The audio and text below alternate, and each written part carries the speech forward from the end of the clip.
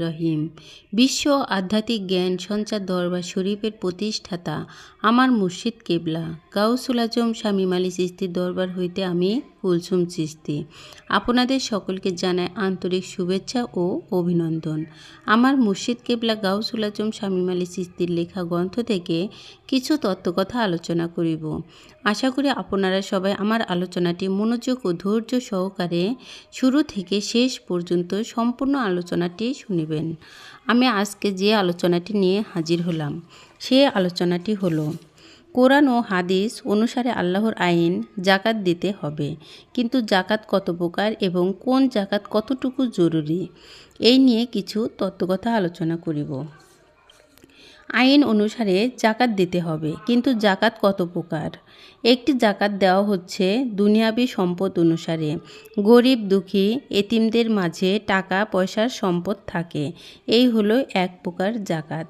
আরও এক প্রকার জাকাত হলো যেই জিনিস মূল্য দিয়ে কেনা যায় না, তাহাকেই বলা হয় অমূল্য সম্পদ বা অমূল্য ধন। এই অমূল্য ধনটি হইল, কেউ যদি আমাকে বলে এই শহরটি তোমার নামে লিখিয়া দিব, বিনিময়ে তোমার প্রাণটা দিয়ে দিবে, তখন আমি বলিয়া ফেলিলাম আমার প্রাণই যদি না থাকে আমি এই শহর দিয়ে কি করব। তাহলে বোঝা গেল যে আমার তোমার আত্মা বা প্রাণের কাছে একটি শহরেরও মূল্য নাই। যদি আমি বা তুমি মরিয়া যাই, এই দেহের কোনো মূল্য নাই, তাহলে আমি মরিয়া গেলেও দেহের কোনো মূল্য নাই। আর বাঁচিয়া থাকিলেও আমার আত্মা বা প্রাণের কাছে সেই শহরটির মূল্য নাই। যাহা মূল্য দিয়া কিনা যায় না, আবার এই জিনিসটির এক সময়ে কোনো মূল্য থাকে না। তাহলে এই অমূল্য ধনটি হচ্ছে আমার তোমার আত্মা বা প্রাণ। এই অমূল্য ধনটি কিসের বিনিময়ে ক্রয় বিক্রয় হতে পারে, এবং ওই অমূল্য ধনটি এই পৃথিবীতে কে মূল্য দিয়ে কিনবে।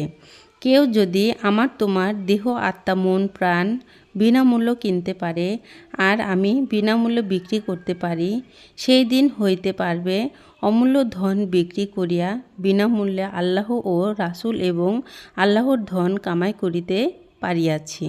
তাহলে বুঝতে পারি একটি হইল এক প্রকার জাকাত, আমার মন প্রাণ আত্মা সমস্ত কিছু আল্লাহর কাছে বিক্রি করিয়া দেওয়া হইল একজন আল্লাহর বন্ধুর মাধ্যমে, এবং আল্লাহর একজন বন্ধুর মাধ্যম ছাড়াই এই অমূল্য ধনটি বিক্রয় করা যায় না। এই হলো দুই প্রকার জাকাত। এই দুই প্রকার জাকাতের মধ্যে কোন জাকাতখানি বেশি মূল্য এবং জরুরি দরকার। যেমন একটি জাকাত হলো নিজের ধন সম্পদ থেকে এতিম বা গরিবদের দিতে হবে। আরও একটি জাকাত নিজেকেই আল্লাহর কাছে তুলিয়া দেওয়া, আত্মা মন প্রাণ আমিত্ব বিসর্জন। কেউ যদি আমার কথার বিপক্ষে দাঁড়ায়, আমি বলবো ধনী লোকের জাকাত টাকা পয়সা দিয়ে, তাহলে গরিব লোকের জাকাত কি দিয়ে দেওয়া হবে।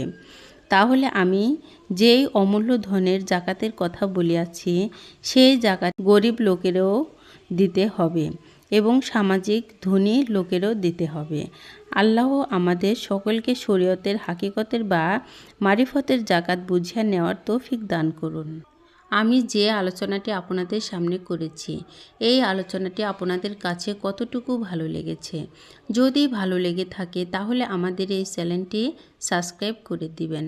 সামনে আরও ভালো ভালো আলোচনা পেয়ে যাবেন, এবং আপনারা সামনে কী ধরনের আলোচনা চান আমাদেরকে কমেন্টে জানাবেন। আমরা চেষ্টা করিব আপনাদের পছন্দ মতো আলোচনা নিয়ে আসতে। আমার এই আলোচনাটি করতে যাইয়া কথা ভাষার ছন্দে কোনো ভুল হইয়া থাকে, তাহলে আমাকে ক্ষমা ও সুন্দর দৃষ্টিতে দেখিবেন। সকলে আমার জন্য দোয়া করিবেন, আমি যেন আপনাদের সামনে ভালো ভালো আলোচনাগুলি নিয়ে আসতে পারি এবং শোনাইতে পারি। সর্বশেষে সকলের চরণে হাত রেখে একটি কথা বলতে চাই, আল্লাহ গোপনেরও গোপন। সে গোপনকে পাইতে হলে একজন কামেল মুর্শিদের কাছে যাইয়া বায়াত গ্রহণ করে সেই গোপন ইবাদত সাধনার মাধ্যমে আল্লাহকে লাভ করিতে হবে। সকলে ভালো থাকবেন, সুস্থ থাকবেন। আল্লাহ হাফেজ।